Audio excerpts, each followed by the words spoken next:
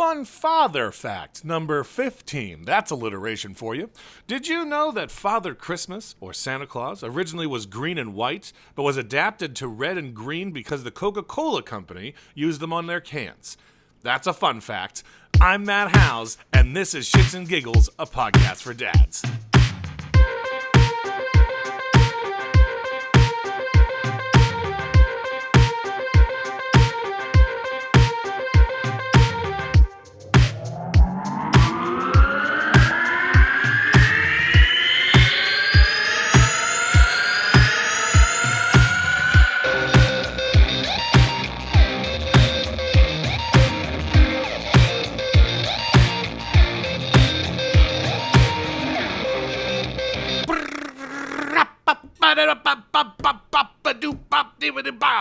Welcome back there, winners.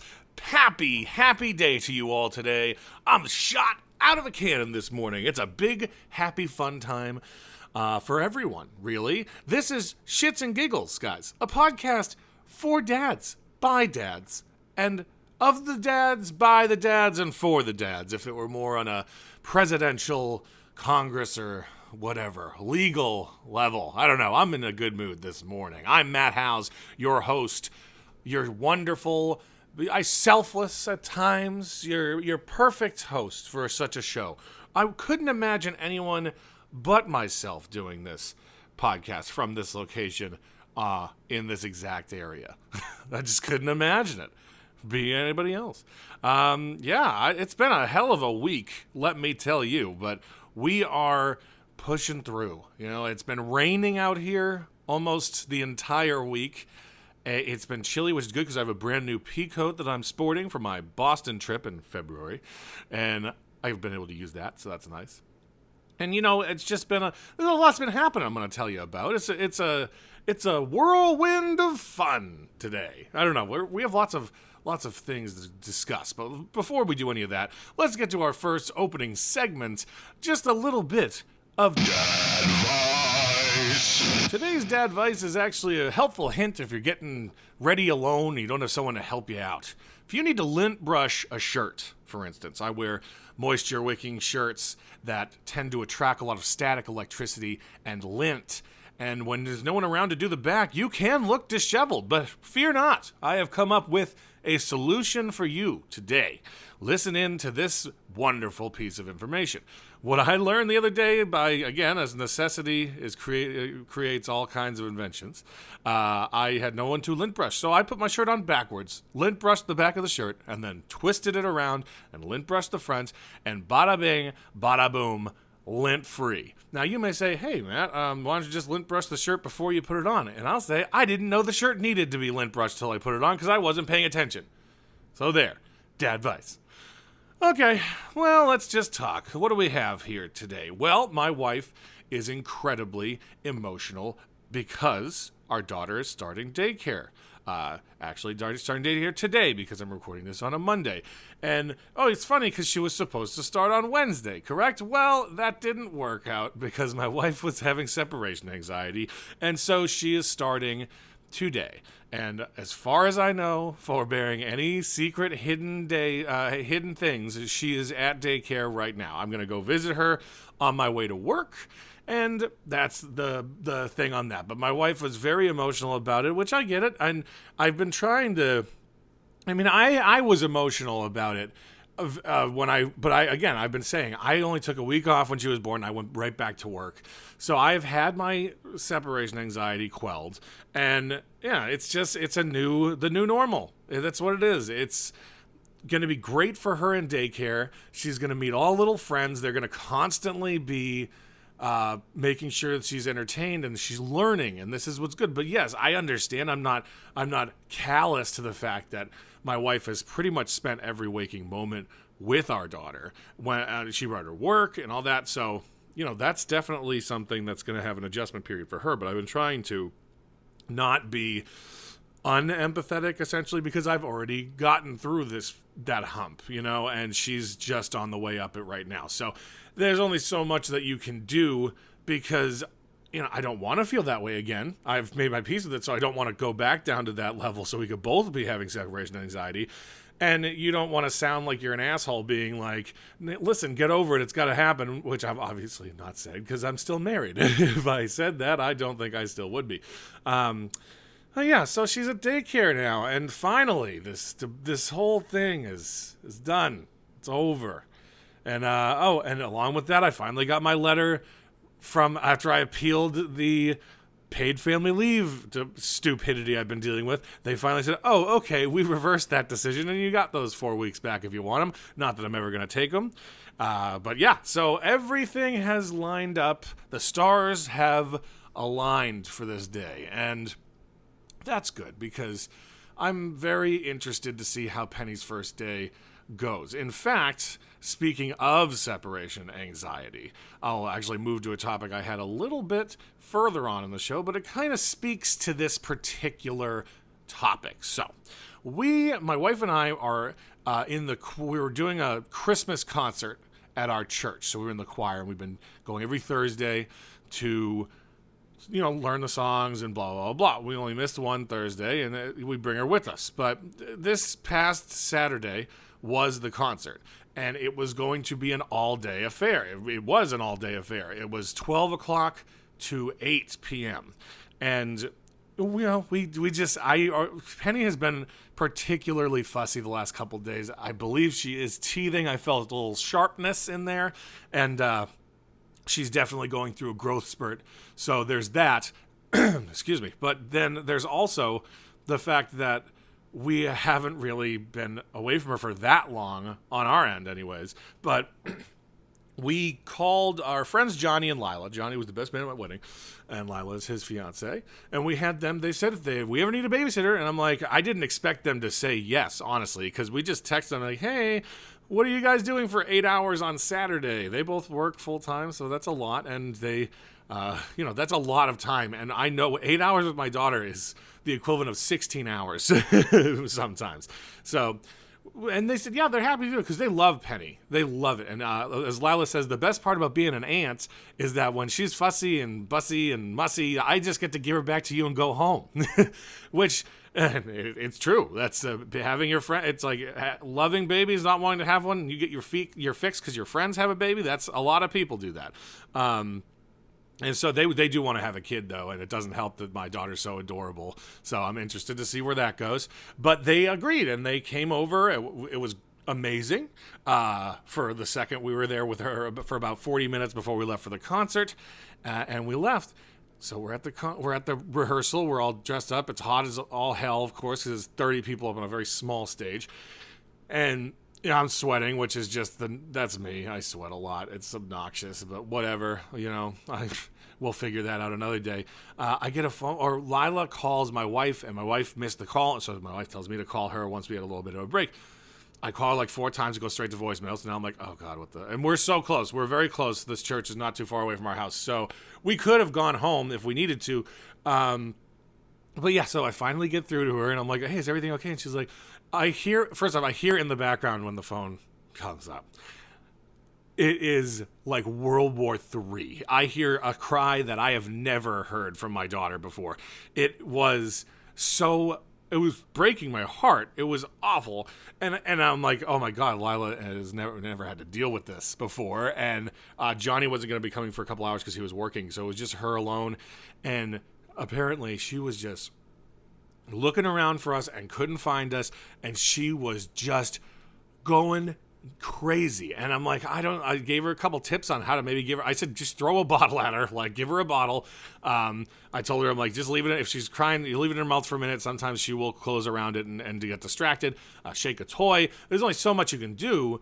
And it's clear that this isn't an issue of not being fed or needing a diaper or anything. It was, she needed us. Like and it's good to know that our child has grown an attachment to us. It's very good to know that. But that also makes it difficult for babysitters, and I'm hoping that daycare, it's not the same. I'm hoping that they have, and they're trained to do that. And I was telling my wife, I'm like, I would love it if I get a call from daycare and they're just like, oh, Penny's going crazy. Like, what do we do? I'm like, isn't that what I'm paying you a mortgage payment every month to handle? That's what I'm paying you for. You should be trained, and they are. So if I get that phone call, I will tell you. So I will. But so, it broke my heart. Told my wife, and we're just like, oh, and it's just so sad. And I called her, or I was texting with her. She said it finally calmed down a little bit. And then I'm texting with her about an hour later.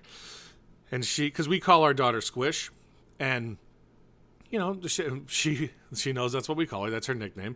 And I guess Lila had said, hi, Squishy. And this is when Penny was calmed down. She was in her standing chair, her little activity center. And she looked left and she looked right. She didn't see us. And she just lost it. And I'm like, oh my God. So first off, don't call her Squish anymore. You can't call her Squish because it's going to make her look for us. And then, so it's endearing and heartbreaking at the same time. Cause I do love the fact that we're not just the people that feed her, that she knows that we're mom and dad, for the most part. But poor Lila had to deal with this all day. And she was like, sometimes she'd wake up from a nap because she'd just cry herself to sleep. And she'd look at me, and she would be just like crying again. She's like, oh no, you're not mommy and daddy. And I'm like, she just looks at Lila and cries, which is awful, just to be that person to do it. Cause the baby's not trying to be offensive to you or anything like that, but she wants her mom and dad. And luckily we had a 2-hour break for dinner before the concert. And so we just drove home, and we met up with Lila. And at that point, Johnny was on his way over still, and poor Lila looked like she had just had herself a time. And given the circumstances, she did have herself a time. She was happy. She was in good spirits. She knows that it's not the baby's fault. And she had, we didn't say you had to do this. She had the opportunity to not do it, of course. But notwithstanding, we won't say that she thrived. She survived.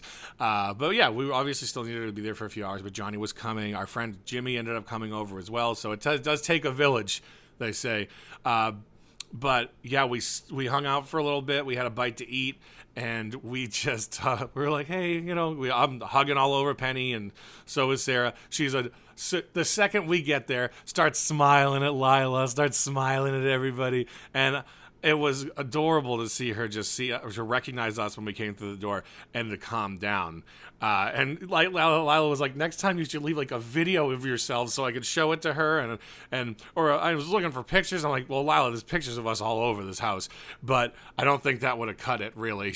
And I said, we could have FaceTimed, or Skyped or whatever, but it's kind of one of those, rip the Band-Aid off now. She's going to be away from us all day, so all week. For the days, it's going to be crazy with this daycare. I think I'm getting a little bit more anxiety about it now, because it's real, it's happening, and my wife has done everything she could to put it off, but it is now official. I said, if she's not there on Monday, I'm going to be very cross with you, my wife. And, she's there, so that's notwithstanding. But, yeah, it's just, and of course, so we go back to the concert. We light it up. Of course, there's 3 songs that Sarah and I, because we missed the prior Thursday for practice, there was 3 songs that Sarah and I did not know at all. So, of course, we're up there, and I have my music book in front of me, and you just kind of put it up in front of your face, and you're like, oh, yeah, I'm singing. Okay, we're singing. But her brother actually conducted it. He's a very talented musician. And he arranged the whole concert. So it was really cool. And, I didn't want to let him down. So that's why I really made the best effort I could to try and make up for the fact that we didn't do it on that Thursday. But, yeah, it all came out really good. But the entire time I'm sitting there, the second it ended. Oh, and this poor girl, one of our soloists who was singing, she apparently lived over an hour away. And her phone was dying. She was at 1%. And she goes, no, it's okay. I have map directions printed out so I can just go by those because my phone's going to die. And I didn't have my phone charger, but I had a car charger. And I said, listen, after the concert, hold around. I'll go get my car charger. You can keep it. I'm like, you take it, because it's dangerous enough to be driving an hour away when it's raining in LA. But also imagine if car breaks down. And she goes, yeah, if the car breaks down, I'll probably be good for a day, but I don't know what to do afterwards. What, you're going to live in your car for a day? No, take my car charger. Be safe. It's not depending on where you're going, it's not she was going east. So just take this. and in the hopes that you can find your way. And that's the kind of thing that I'm like, just pay it for. Oh, well, I'll pay you for it, or I'll mail it back to you. I'm like, no, it's a $10 card. Just keep it. But that's the kind of stuff I hope other people do, by the way, is when someone's clearly going to put themselves in a distressing situation. If you have the ability to do something about it and it's of little consequence to you, do it. And just do it, because I felt so bad for this girl, and then I felt really good that I was able to help her out. It put me in like, oh my God, what if Penny said that? And then I couldn't get a hold of her for an hour when she's older, obviously.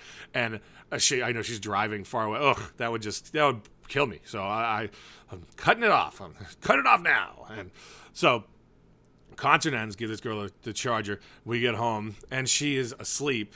Jimmy, our friend, had arrived shortly before I had gotten home, I guess, and he didn't see any of the meltdown. But yeah, it took a village. She was such a cutie. Of course, we woke her up right away because we can wake her up whenever we want. She was so happy again, smiles everywhere, smiling at Lila. And she goes, of course she smiles at me when she knows you're here. And I'm like, well, she wasn't mad at you or anything, so don't think that that's the case. But yeah, it was hard, really. And this Thursday is my company Christmas party, and well, needless to say, it's open bar, free food, and the office is closed the following day. So we're giving her to my in-laws for the whole night because, I want to have a good time and I don't want to come home drunk to my baby. I'm not going to come home drunk. I'm going to be responsible. But yeah, Donna has been champing at the bit for some quality squish time. So we got her. She'll have it. It's going to be really good. I'm really excited about that. I'll definitely have stuff to say about that because I wonder if she's going to be the same way with my in-laws as she was with my friends. But yeah, it's going to be something. I'll tell you that. But we're down this road, and this is the stuff that's happening, especially in teething. I've got this, like, in regards to teething, where 90% she's teething. This morning she bit my finger and I felt some jagged sharpness, and I know that from other friends who have had babies. So what we got for teething, and I don't know why we got them so early, but we've had them since like she was pregnant, and we got these frozen little, like, I call them chew toys, and my wife says, you can't, those are for dogs. I'm like, it's a toy that she chews on, so it's not a wrong description, by the way. It's a chew toy. But we got these teething rings, not chew toys, but we've had them. They're frozen, and they're supposed to really ease that pain of teething. And I'm just thinking about teething as like, it's got to be, I'm so happy I don't have any formative memories of teething. I mean, I do remember when my baby teeth fell out and the new teeth came in, but like having one tooth, we saw this stupid thing where they superimposed babies with full sets of teeth. It just looks so creepy. I think I'll share that. I got to find it. My wife found that, but it was just unsettling. It was disarming, at least. But yeah, so we got that. You're not allowed to do whiskey on the gums anymore. The goddamn political police, I guess. The PC police. No. And so we're going to see how that, but that coupled with she's at 5 months. She's officially 5 months old as of this past Sunday. And she's growing. She's got a growth spurt. And she's a big girl. She's got a big old noggin. And I'm assuming when she starts walking around that head is going to decide where she goes, not her. It's just going to... A friend sent me a video of his kid, and the kid was running, and he has a big head too, and it's just his head listed to the side, and so too went his entire body, and he fell over. So yeah, we're doing the best we can with teething, but a lot of parenting, by the way, here's a good tip for everyone. A lot of parenting is distracting your kid from the fact that they're irritated about something. I found that Penny could be wailing, and it's not about anything in particular. She's just like, she's startled from a nap, and she'll start crying. And she will literally, I'll shake a toy, and I can fully distract her from that. And on that same note, there's a meme I've seen. It's like, it's a hand-drawn kind of 4-panel comic book thing, and it was two like a dad and another guy were standing there, and his kid is running. The next frame, a meteor fell on top of him, and the one guy was like, "Oh!" and the dad's just like, "Shh, just don't say anything. Don't say anything."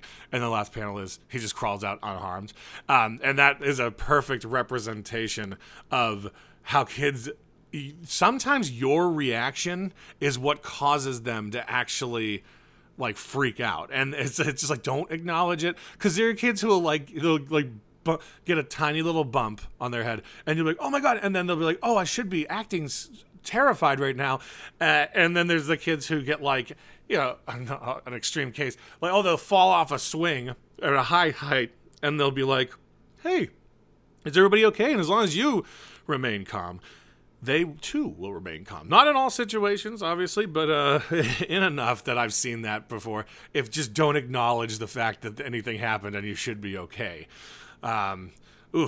Speaking of falling from heights, we have my cat Maggie likes to sit on. We're in the second floor apartment, and she likes to sit on the porch. Well, it was raining the other night, and I went out to get a tool from my tool shed that I have on the porch, and I did not know she was behind it. I open the door. She scrambles, and she almost falls off, but she catches herself. But in that, I'm reaching to grab her because I thought she was going to fall off. And my reaching to grab her after she did catch herself actually startled her, and she fell off the porch. And it's just like the worst possible thing. It's raining. It's nighttime. She's never been outside of the house. She's not an outdoor cat. She just sits on the porch and likes to watch things go by. But she fell, and I had no idea what to do. I told Sarah, and Sarah immediately got up. I mean, I knew what to do, but like I was kind of like paralyzed. I was, Jesus, like, and then I don't know why, but I was like, oh my god, what if Penny gets out there when she can walk and run? And so it's real. I really got to start babyproofing, actually. But I'll start with that in a minute. But we went downstairs, and there was a guy walking his dogs, and she took a tumble, and I was terrified that this is going to be a bad night for everyone, or that she was just gone. And I think the rain actually helped, because she had taken cover in a bush, and the guy walking his dogs were like, oh, that was a bad fall.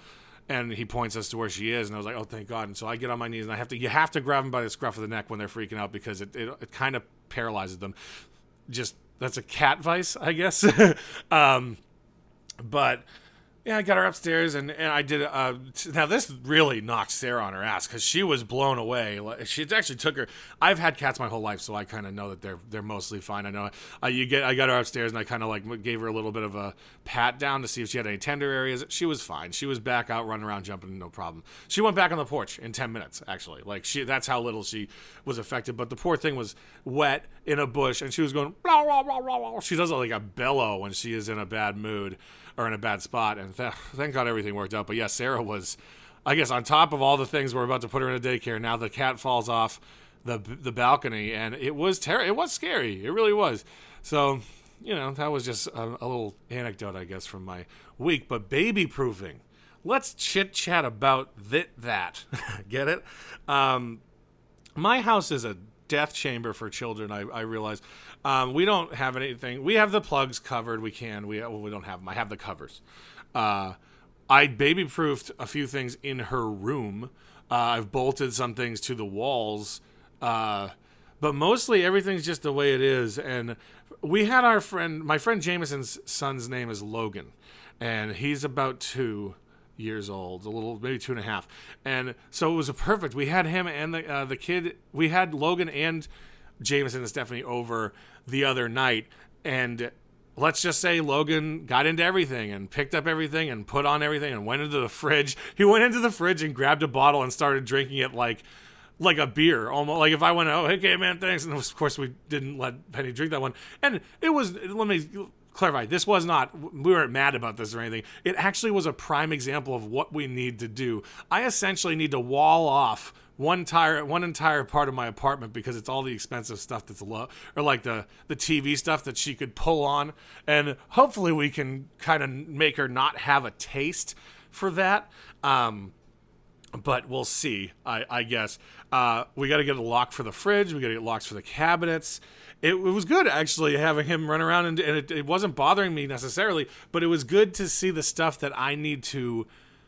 Like everything that he grabbed is something Penny's going to grab, and I need to get a lock for my tool shed, because that's just in general, because it's got all kinds of dangerous things in there, and I do have a lock, so that's fine. But I'll need to lock it, I guess.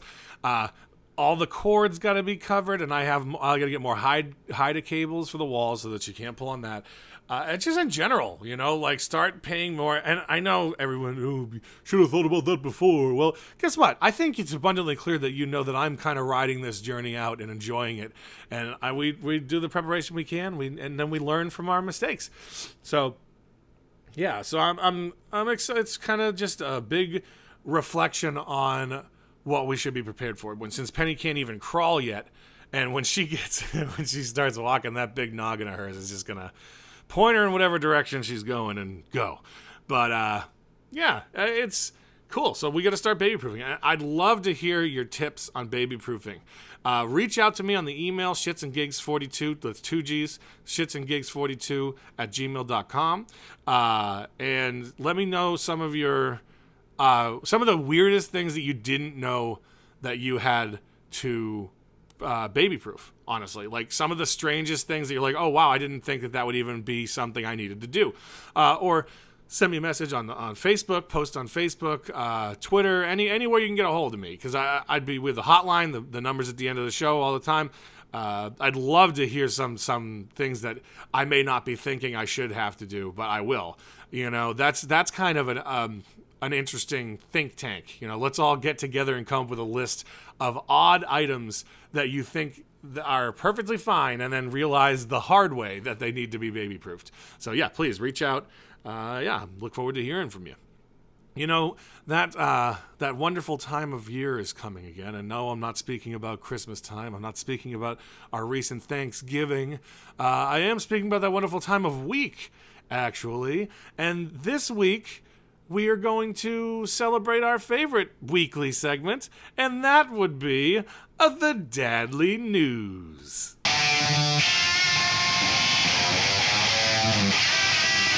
Today's Dadly News is brought to you by our sponsor, Hard Hats and Bibs. Who are they, you may ask? They are a group of men and women who aim to show that it doesn't matter what gender you are, parenting is an even distribution of responsibilities. It's time to break stigmas. There's a lot more to them than just that, but you can learn more yourself by going to their Facebook page by searching Hard Hats and Bibs.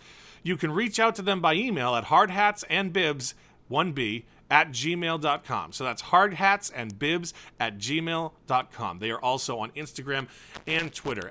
And you guys, I am all for parental equality. That's why I came up with a podcast for dads, says there's so little recognition for fathers. And there are people out there who say that, oh, well, that's the way it is. We work hard and we don't need the recognition. And I gotta be honest with you, recognition kind of makes you feel like you're doing something right. So Hard Hats and Bibs, I'm glad you're out there fighting the good fight, and thank you for being our sponsor. Anyway, here's a fun article for you guys, and this could be a conversation starter as well. It is from petapixel.com. Guys, I search for dad news a lot, and when I come up with a good article, some interesting articles, they don't necessarily come from the Daily News or any other site. It's literally just wherever the article sounds interesting. So here we go. Dad takes over daughter's Instagram as punishment, adds 10,000 followers. When 15-year-old Madeline Sumter, at Madeline.EllaGrace, because they want you to reach out to her, was caught helping sneak boys into a sleepover. Her parents gave her a choice: 1 month without your phone, or 2 weeks without your phone, and we get full control over your social media account. She chose the latter, and boy, are we all glad that she did. The story began with this post, in which her dad, Larry, explained the situation and primed her then relatively small audience for what was to come. It's a picture of his daughter sitting doing homework. Well, it looks like she's got a hand on her forehead, so she's pissed. She's like, oh no, one of those kind of things. And here's the post. This is Maddie. Maddie got herself grounded. She had a choice of no phone for a month or no phone for 2 weeks, and we have full control over her social media. She chose 2 weeks. Be on the lookout for some amazing Instagram posts, Snapchats, and TikToks from her parents. According to Today, the takeover officially began on November 11th, and it instantly became clear that Madeline's parents were not making idle threats. Her dad got off to a strong start with a felt cute, might delete later selfie. It's a picture of him in bed, smiling, like the felt cute, might delete later, IDK. Then came the wigs, social commentary, and requisite haters gonna hate posts. It's a picture of him in a blonde wig wearing his daughter's shirt saying, like, can we save the mother freaking turtles already? Hashtag parent takeover, hashtag make better choices. Hashtag Instagood. That's, oh my god, there's a couple more of these. I'm gonna share this so you can look at the pictures, because it's really another one of him next to a flamingo in his daughter's shirt, just chilling on this fine Sunday afternoon. Haters gonna hate. It's cute. Anyway, Madeline apparently changed her mind immediately after these first posts went out, but her parents would not accept it. Her dad told her he was already too invested, and invested he was. The takeover expanded beyond Instagram onto her TikTok, where day 3 included this. It's a gem. It's a video. You'll have to read the article later. Again, I'll share it on the page. He did a bunch of videos. The shenanigans, which you can see for yourself on Madeline's Instagram and TikTok accounts, continued from there, with more wigs, more silly videos, and more parenting by embarrassment. But in the end, after 14 days of social media torture, the 15-year-old should probably be thanking her father. When the whole thing started, she had under 3,000 followers, based on the earliest screenshot they could find. As of this writing, the account boasts 11.2 thousand followers, and that's some pretty spectacular growth for only just 2 weeks of shenanigans. The only question now, can Madeline live up to her dad's creative streak? We can't be sure, but commenters are already asking her to bring dad back. That is awesome. I believe in punishment. I believe in justifiable lengths of time to be punished. I think phones are luxury for kids, definitely can be used as a token. But parenting by embarrassment, I fucking love this. I was sitting on the couch when I caught on this article. I was laughing my ass off at this, thinking about I'm exactly going to do something like this, Penny, because kids are so obsessed with their social media that is a punishment unto itself. It's like, oh, your dad's on it. But she actually now has a shit ton of followers. I should let him take over our Instagram page, because I am so lazy about our Instagram page.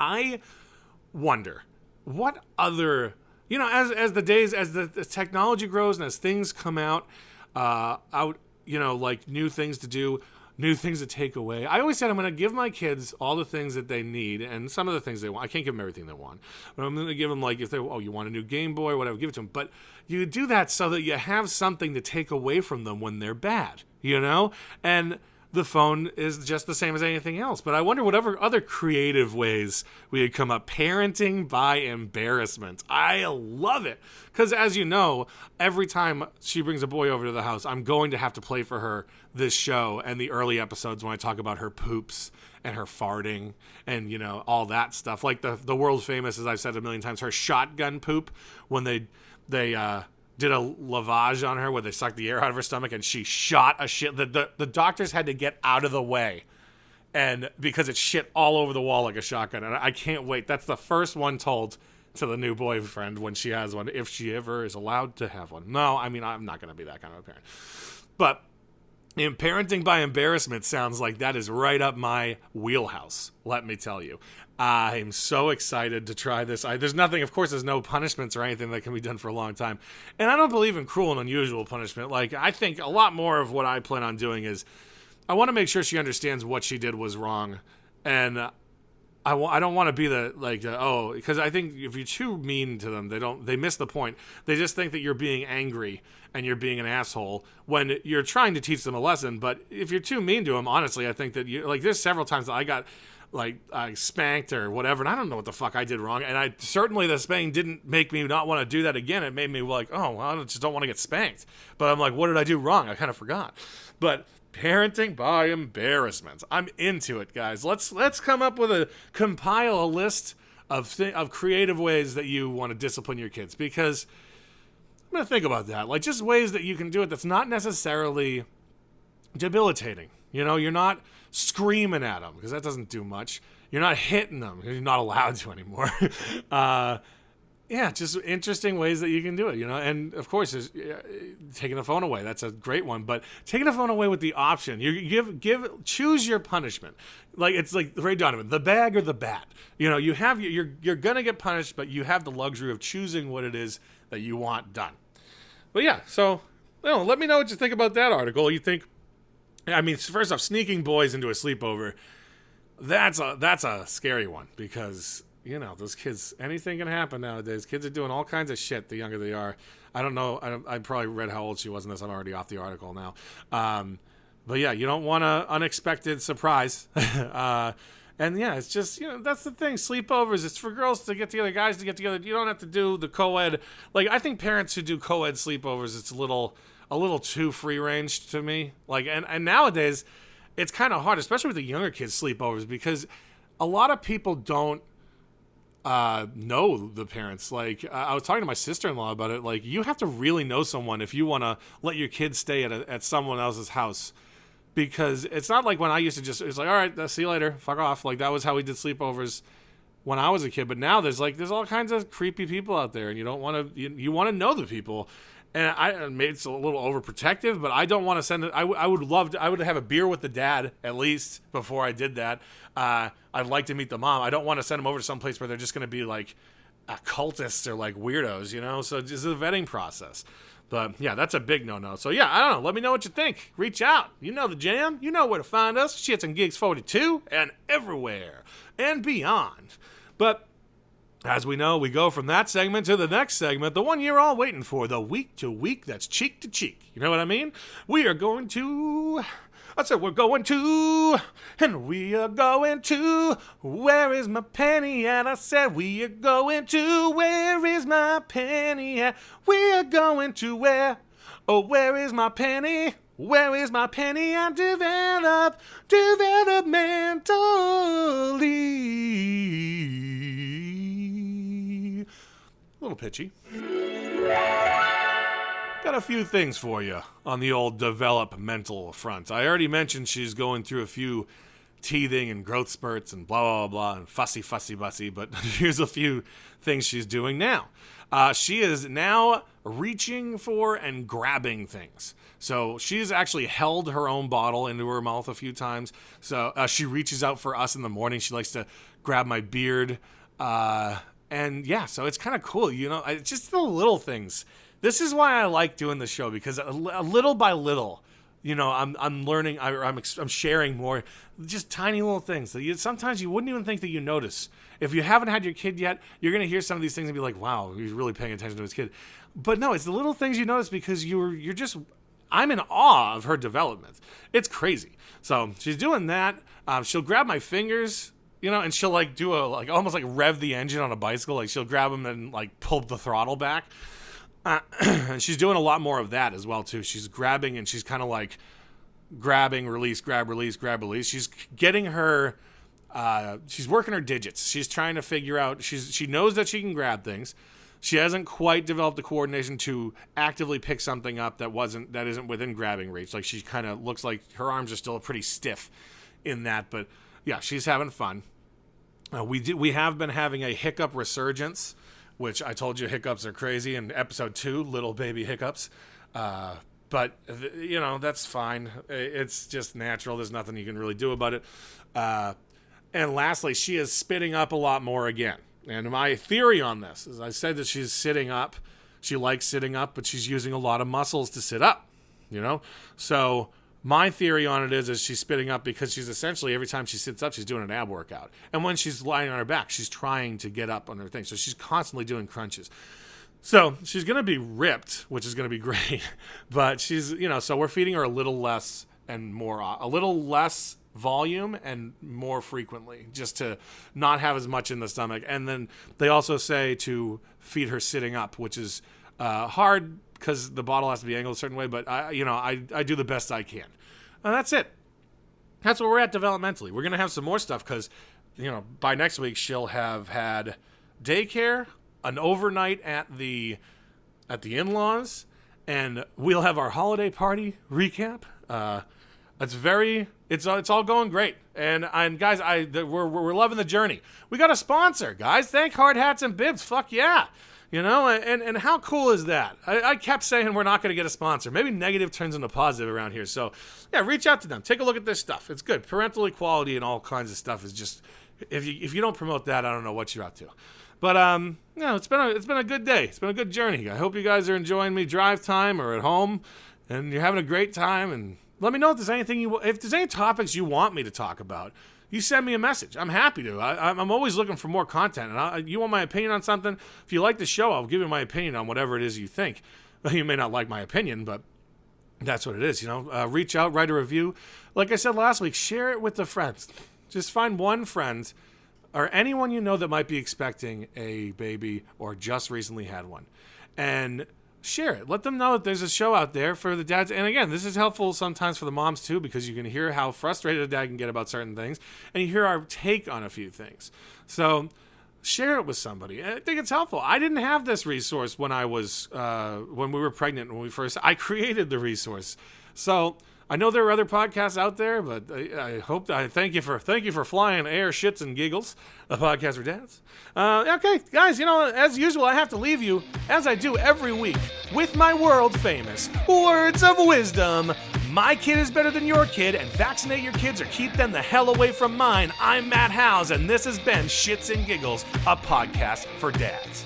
You've just listened to one dad's perspective on parenting. This show is not meant to be an authority on how you should raise your kids. Did you enjoy the show? Don't forget to like, subscribe, and share on social media. Leave a review. Anywhere that you can find and download podcasts, you can find Shits and Giggles. Find us on Instagram, Twitter, and Facebook at shitsandgigs42 with 2 Gs. Email us at shitsandgigs42@gmail.com. You can find us on YouTube as well by searching for Shits and Giggles, a podcast for dads. Don't forget, you can also call the hotline to leave a quick story about you as a parent at 818-835-2350. Thanks for listening. We'll see you next time.